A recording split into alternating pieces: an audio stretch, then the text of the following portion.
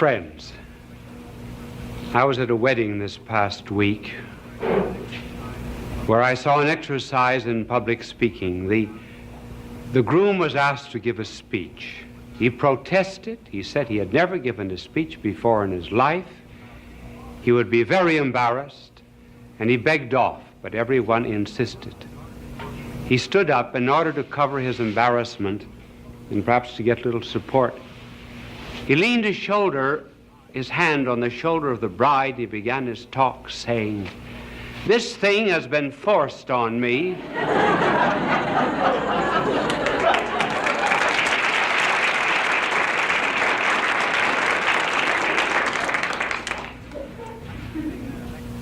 I was giving a lecture not long ago in a hall, and I was heckled from the hall. Someone interrupted. It was not at all to the point of the lecture, and said, "How was Jonas in the belly of the whale for 3 days?"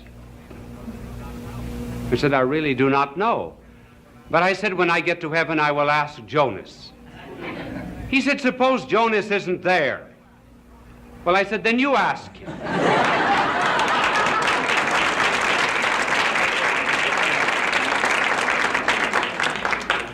As you heard, this telecast is on the mentally sick, sympathy for them.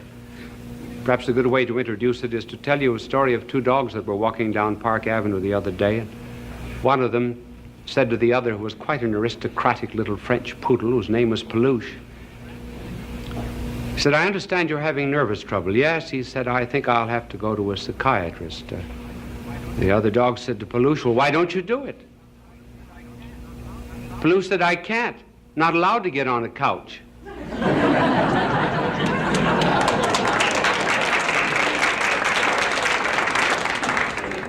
Why is it that we have more mental disorders in the United States than there is in the Eastern world?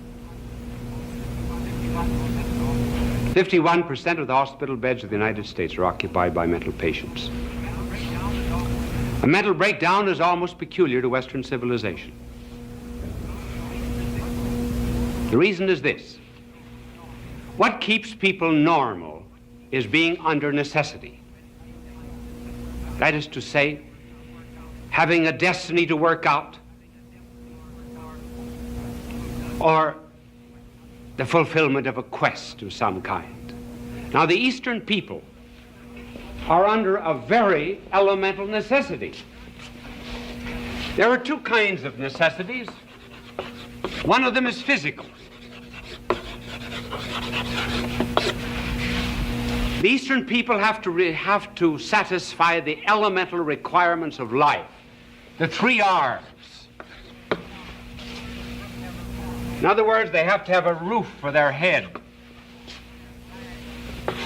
rags on their back, and rice for their stomachs. And as long as they are bound to strive to keep body and soul together, they keep normal. Our Western civilization is not under a physical necessity. There still is another necessity, which is moral. That moral necessity keeps people normal. It is the drive to be virtuous, to lead the good life, to eventually save one's soul. Now, if people do not have either a physical necessity or a moral necessity, they are apt to crack. That's one of the reasons why in our Western civilization we have not the problem of the 3 R's, we've got the ABCs: anxieties, boredom, and complexes. Now we might ask, what are,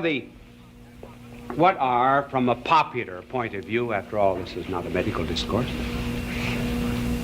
the principal kinds of mental disorders from which people can suffer?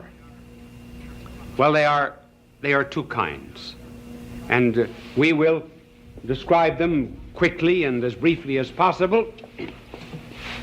One of them is psychoses.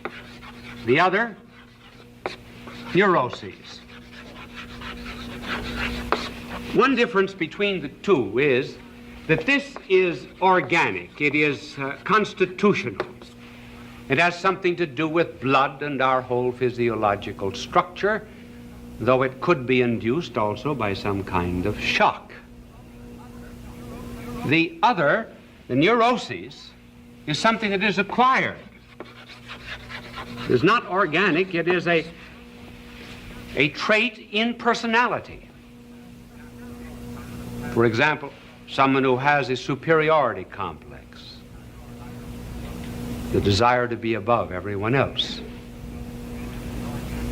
We say this is organic. This is not to be helped so much by any kind of analysis. Some time ago, doctors made an experiment with rats who had been trained to go up certain strings and then to seek in apertures for food. The doctors took blood from a schizophrenic patient, a human being, and injected that blood into the rats. The rats, to a great extent, lost their training, which shows that the basis in some way is organic. That is one difference between the two. Another difference between the two has to do with reality.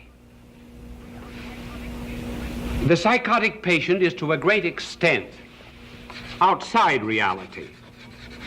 That is to say, he lives in a world of fantasy. Suppose he's a paranoic and believes that he's being persecuted. That's not a real world. No one is actually following him, though he believes it. The neurotic patient, on the contrary, is in a much more real world, but he has disturbed relations about that world.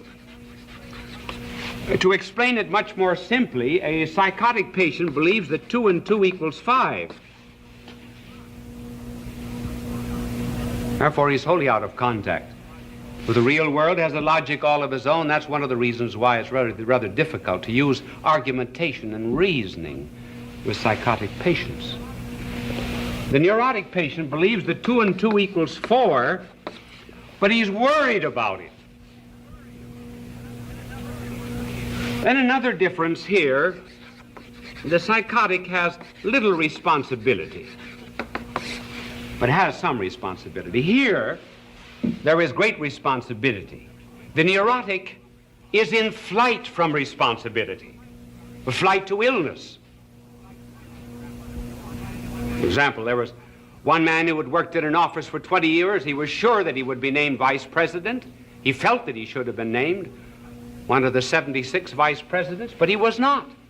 A younger man was named ahead of him. He developed headaches, sickness. He was not able to go to work.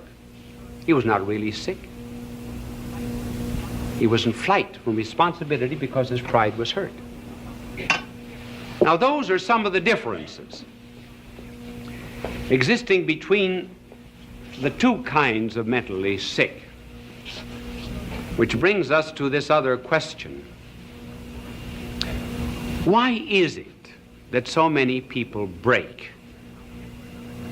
Now, here we're not so much concerned with the psychotic as with the neurotic, though the explanation will, to some extent, hold.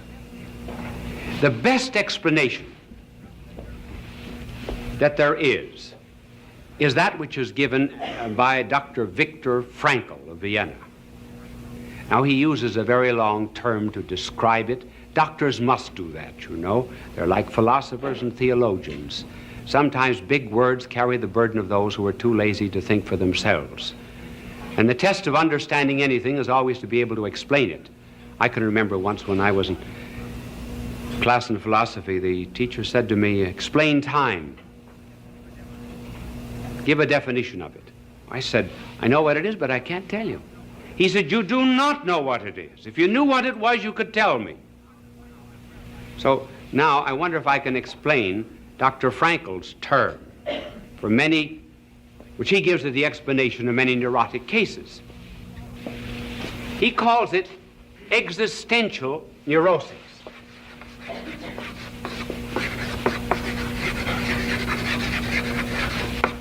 In other words, it has to do with a meaning for life. He says that the drive is not a will to pleasure, not a will to security, not a will to superiority, but the essential drive of life is a will to meaning. For example, a person would not have a gadget in his house 10 minutes without knowing what it was for. But some people will live 10, 20, 30, 40 years without knowing why they're here or where they're going. After all, that's the first question that has to be answered. And until that question is answered, namely the meaning of existence, one is apt to develop a neurosis. After all, when you go to the dentist, sit down in his chair. Before the dentist applies the drill, he has a right to say to you, what is your philosophy of life? Because if your philosophy of life is wrong, he can't be sure you'll ever pay your bill.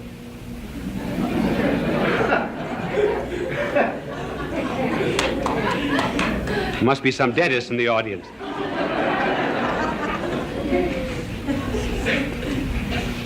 And to see that existential neurosis, how it works out in a small way on Sunday. Some people have Sunday neuroses. They do not know what to do with their time. Leisure is one of the big problems of Western civilization. We work only 38, 40 hours a week, and there are 168 hours in the week. What purpose is life the rest of the time? One of the reasons for juvenile delinquency, and we should call them not juvenile delinquents, but lawbreakers or hoodettes, little hoodlums.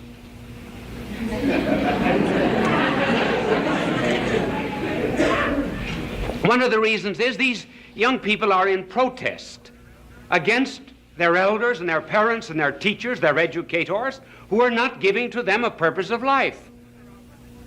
So they're out to destroy. They can see no goal or purpose in anything.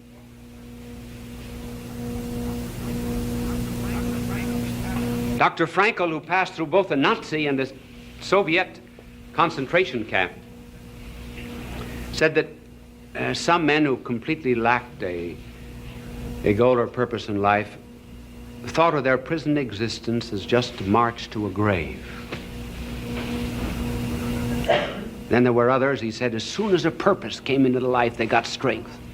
He said, we were all starved in prison, and yet one day one of our starving men went into the Soviet pantry and stole 3 potatoes. The Soviet guard announced to us that we would be starved until the guilty person appeared with the 3 potatoes. There were 2,500 prisoners. Suddenly they had something to live for, to assert their superiority over the Soviet system. And for 48 hours, not one of them, even though they had nothing to eat, would give way the one who stole the 3 potatoes.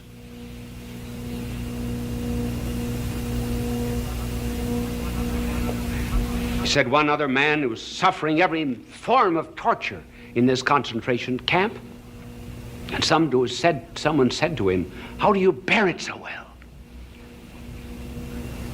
He said, when I came in here, I made a pact with God. I promised him that I would endure every manner of suffering without any kind of protest, if only my wife would be spared from a Soviet prison camp. And that's what makes the difference. Example with our missionaries in China.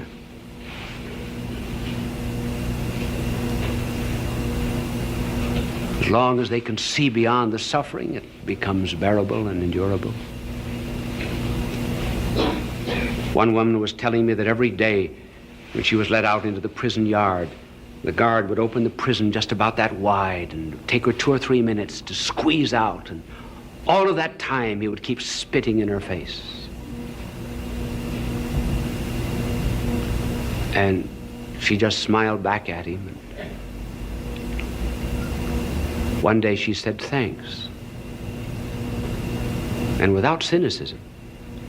And when she came back, he said to her, why did you say thanks? He said, because you made it possible for me to understand how our Lord felt when he was spat upon. There was purpose. Nietzsche did not say many wise things, but one wise thing he said was, one can endure the how of anything if you only know the why. And Dostoevsky, who suffered so much in a Siberian prison at the close of the last century, said, I pray to God that I may be worthy of my sufferings. He was not suffering from a neurosis caused by the meaninglessness of life. Why is it that we have more sympathy for the physically sick than the mental? They get little sympathy. One reason is, I suppose, we have no experience of the mentally sick. We understand physical suffering. Then we attach a shame to mental sickness. We regard it as a stigma. If someone in the family is sick, we hide it. We do not hide the fact that someone has cancer, tuberculosis. I know of no spiritual book that has been written just for the mentally sick, for the psychotic and the neurotic. Now here's the point that I want to make. Whenever people suffer and we bring them consolation, we always tell them about our Lord on the cross. You see, our blessed Lord took upon himself all the sufferings of the world. First of all, because they were the effects of sin. And also, so that we could never say, God does not know what it is to suffer. And also, that later on, when he had triumphed over his sufferings, that we might see in others his agony all over again and be sympathetic to them. But when we talk to the sick, it's almost always to the physically sick, hardly ever to the mentally sick. Are they deserving of sympathy? I believe, really and truly, that our Lord suffered on the cross for the physically sick, and in the Garden of Gethsemane for the mentally sick.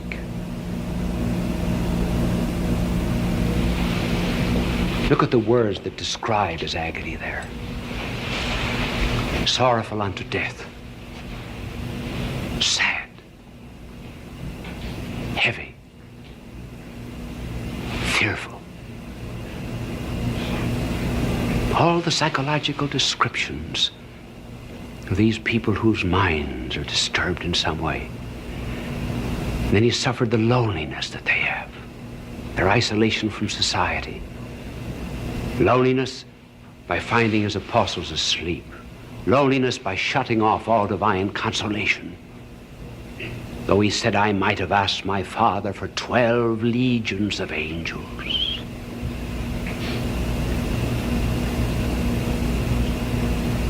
But more than that, he entered into their agony. It was mental agony he suffered for them.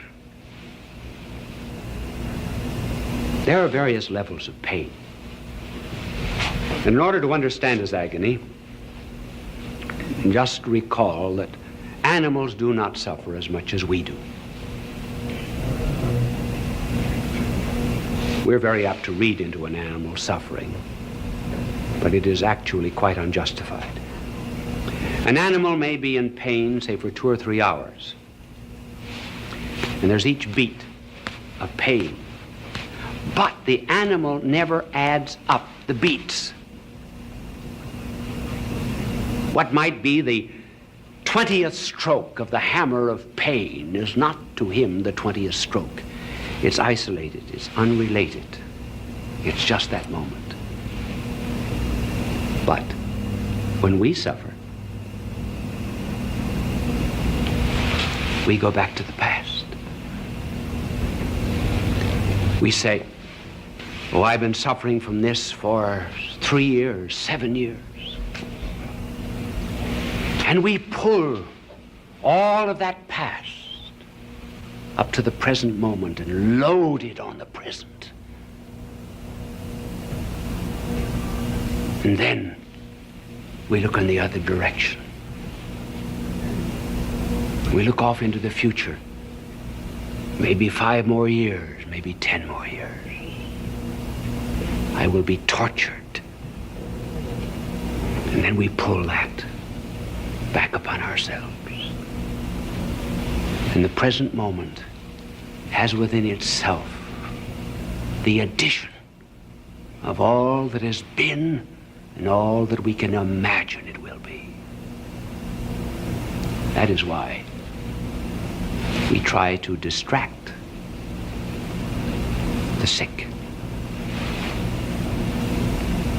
to break up that continuity. Now, in the case of the agony in the garden, our blessed Lord was suffering not physically. He was suffering spiritually and mortally.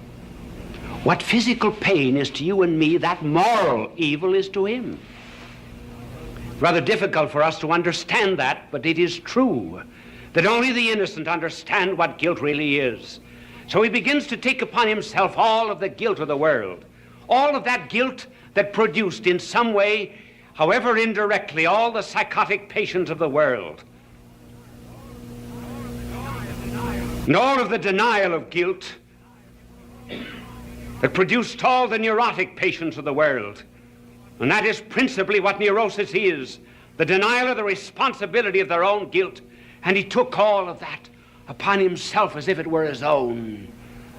And the very thought of it, denying himself all divine encouragement, was so great that it drew from out of his body blood that fell as beads forming a rosary on the olive roots, a blood-red rosary of redemption. So that from that moment to this, the mentally sick could never say he does not know what it is to be sad and sorrowful unto death. And also, in order that we might see in all of the mentally sick of the world the continuation of the agony in the garden. Maybe from now on we'll have more sympathy for the mentally sick. Bishop Sheen will return in just a moment.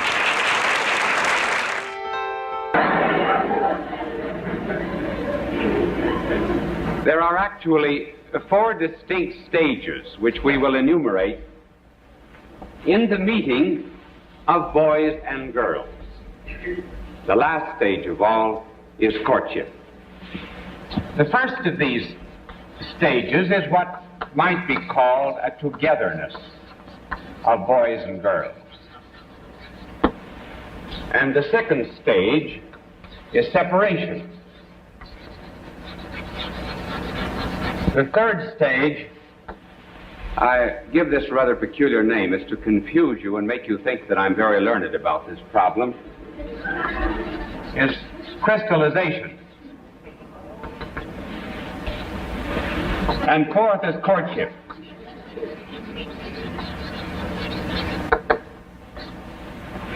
You know, I actually didn't spell that thing out because I don't remember whether there's 1 or 2 L's in it. 2 L's, aren't there? Crystallization? Well, I'll leave it that way. It's much better. I should have looked for a synonym. Well, the first stage of boys and girls is that of togetherness in which they play together and are quite young, and they enjoy one another with a naturalness which is devoid of any of the troubles that come later on from sex differences. We need not emphasize this particular stage here. There's the same naturalness there that there is in the 2 children at the seashore who were the victims of divorced parents, and one said to the other, "How do you like your daddy?" The other said, "Fine." The first one said, "So did we. We had him last year." Then the next is the separation. Now we reach a moment in the lives of boys and girls where the boys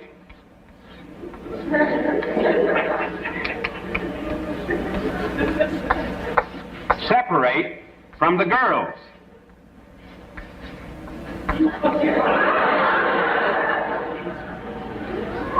I'll bet I get another art scholarship for that one.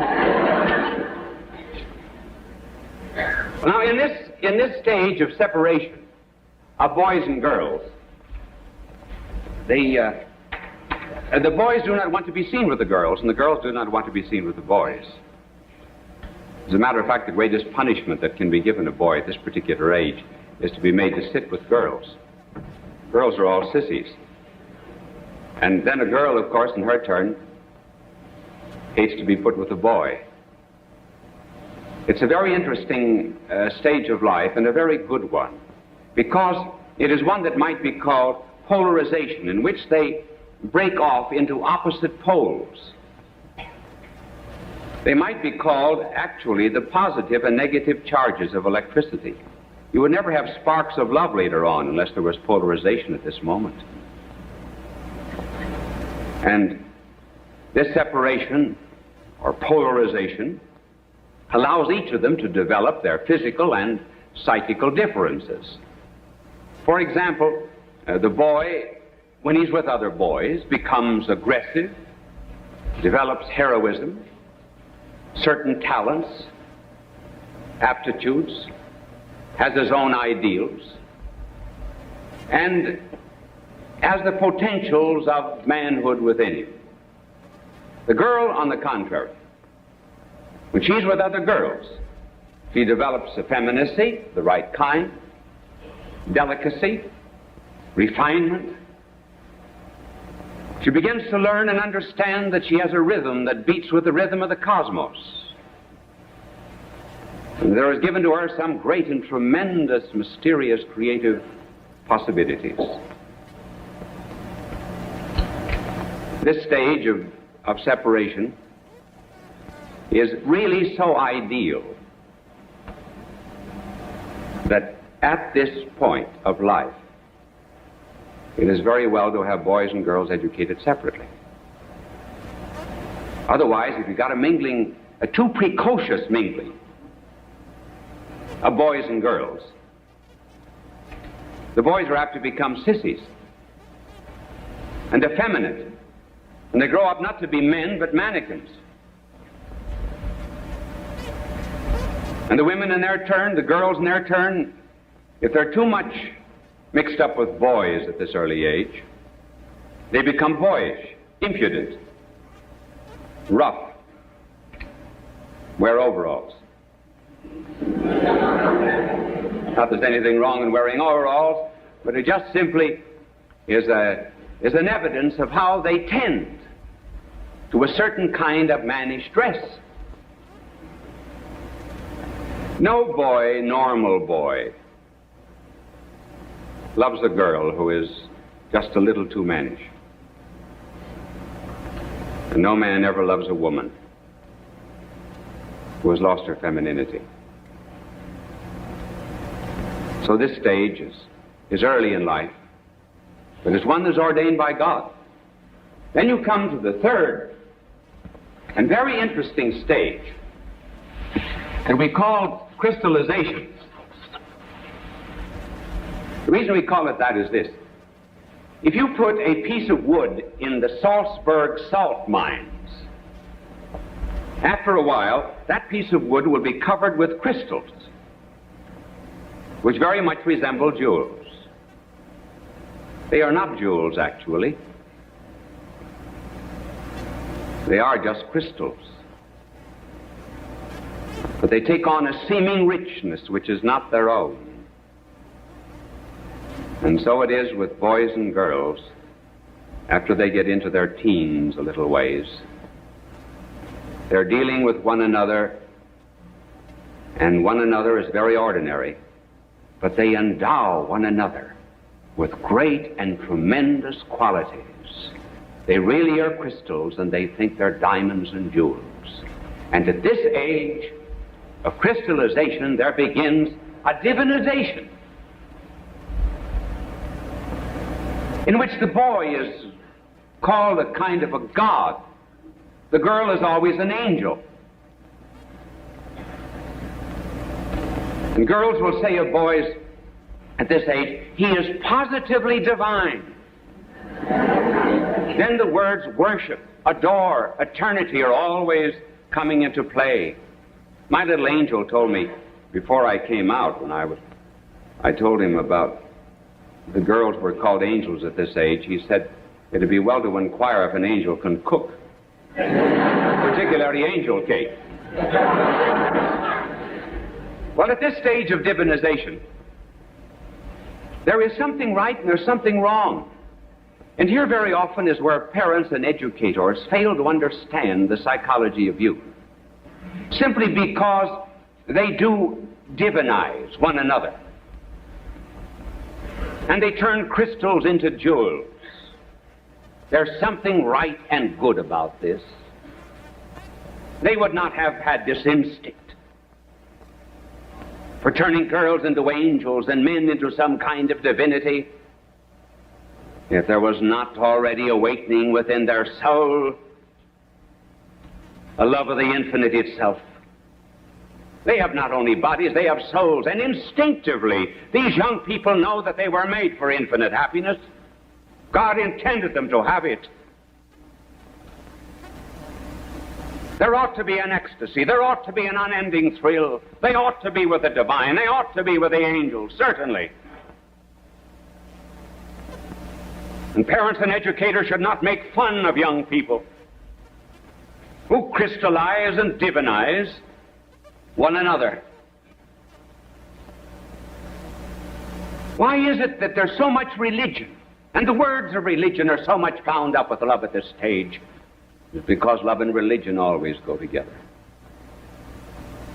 Just like hate and communism go together, so do love and religion. Their mistake, however, is to place the infinite in the finite, and to think that the infinite happiness and love and ecstasy and thrill that they want, thrill that is unending, is to be found in something that is purely corporal and physical. That's their mistake. But their craving is right. And a certain amount of sympathy toward the young at this stage can lead them on to a right appreciation of what is good and what they're really seeking. This is the age, of course, when boys begin to wash behind their ears. They discover neckties. They're very careful now of the clothes that they wear. They did not mind a patch in the trousers. Now they do. They begin to have pin-up girls in their rooms. I heard of two soldiers in Korea. They had beds next to one another, and one of them had a lot of pin-up girls above his bed, and he was studying, and the other soldier said to him, "Remember, they're 85% water."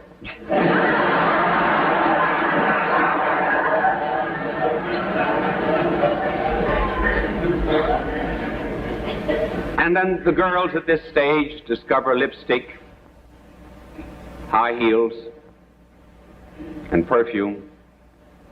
I know of one girl who was being crystallized at this particular age of life who believed the perfume advertisements. Remember the cartoon that appeared years ago? Someone went into a perfume counter and said, "Haven't you anything for beginners?" Well, this girl went in, and she wanted some perfume, because she was an angel, and the clerk said, "Well, here we have a perfume, $35. It's called Perhaps." She said, "For that price, it ought to be called Sure."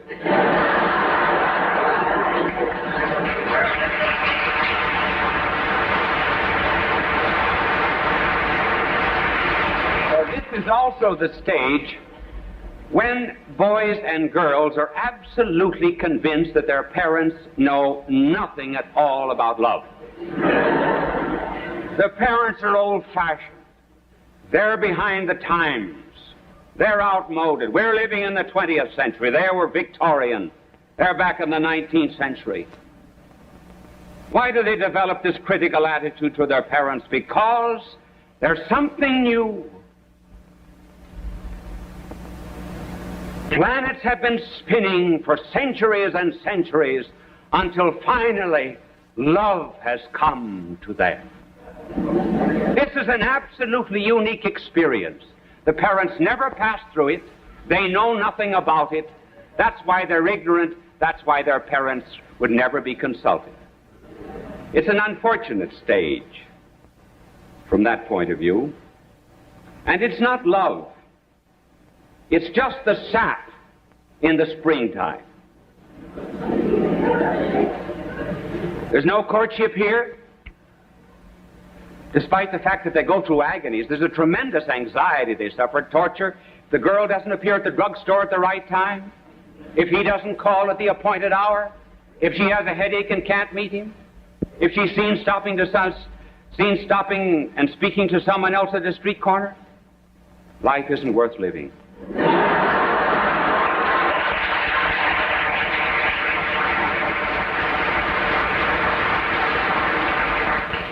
This has rightly been called puppy love.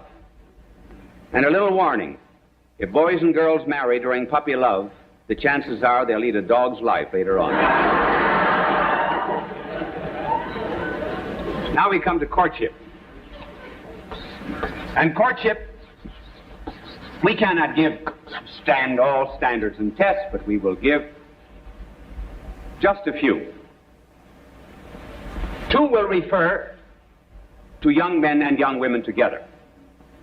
One will refer to a young woman alone, and the other a test for a young man. First together is the problem of affinity. And secondly, for boys, sacrifice. For girls, femininity.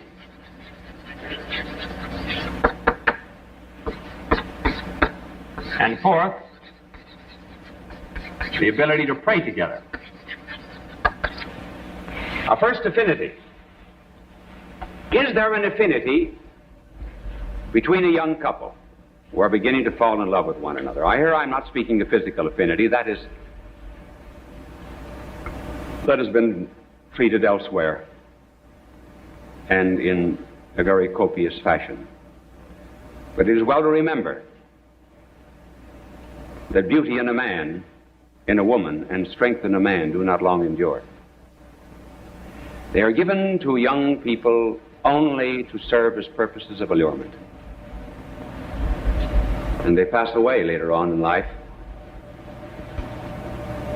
Yes, he is a strong man when he makes an end run on a Saturday football team, but ask him later on to take down the screens.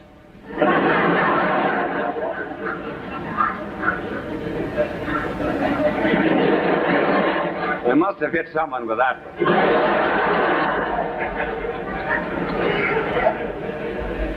So there must be some other affinity besides the physical, namely an interest one in the other. They need not be intellectual, they need not be college graduates, but they must have one mind and one heart. If, for example, the husband is a salesman, he comes home at night and says, "Listen, dear, wonderful, wonderful thing happened. I sold 1,000 refrigerators today." And she says, "How do you want your eggs?" Well, that's one of affinity. A musician, for example, should never marry a woman who's tone deaf. But above and beyond all that, married life is very much like a game of tennis. There's a give and take. And there should be an abundance of that. And the real test, as they come closer to one another, is to ask if they can share not only the joys of life, but also the frustrations. A symphony is made up of a treble and bass. There are indeed melodious notes, but there are also counterpoints, and there are seemingly opposing and conflicting themes, and yet all of them, in some beautiful fashion, are molded together into harmony. So too, if there's true affinity, the crosses and trials of life will be understood by both, as well as the joys. That is the first condition. Then a test for the young man. Is he an egotist? Is he selfish? Or does he know how to make sacrifices? And as regards sacrifices, remember, sacrifices are born of love. That's the reason he gives a ring of gold instead of tin. Because it costs something. If he's egotistic before marriage, he'll be egotistic afterwards, more so. If he sends you 100 flowers before marriage, you'll get 10 afterwards. If he has 4 roses before marriage, he'll have 40 roses afterwards.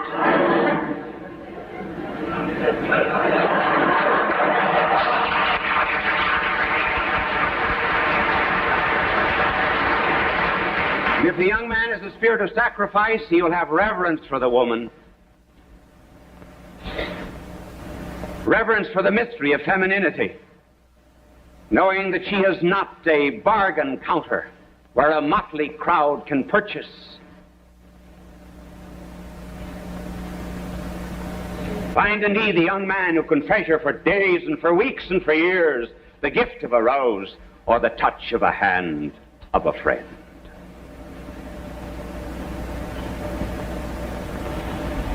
Now a little test for the young women on the part of the men. Has she femininity? What does that mean? Every woman was made to be a mother, either physically or spiritually. Physically by the generation of physical life, and spiritually by the generation of spiritual life, and by tending the ills of others, and by serving divine and holy causes.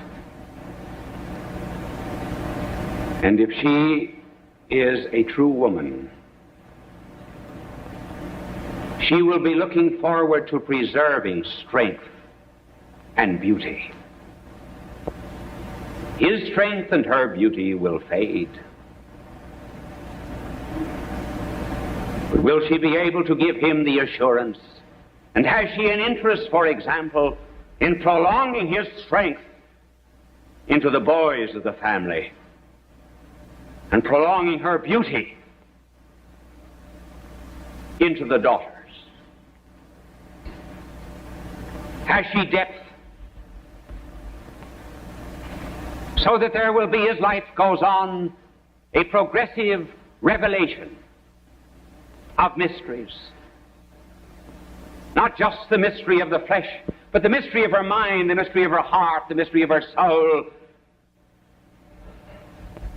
As she brings forth the incarnation of their mutual love, and as she reveals the ability to train minds and hearts and souls, she reveals the mystery of motherhood, something he never saw in her before. And above all, as she reveals the greatest of all the arts, the art to be a mother. If she is the right kind of a woman, then the man will say to her, as Dante said to Beatrice, I look on Beatrice and Beatrice looks on God. As Leon Blois said, the more a woman is holy, the more she's a woman. And finally, can they pray together? If they can pray together, then there will be fidelity. Then they will have the same conscience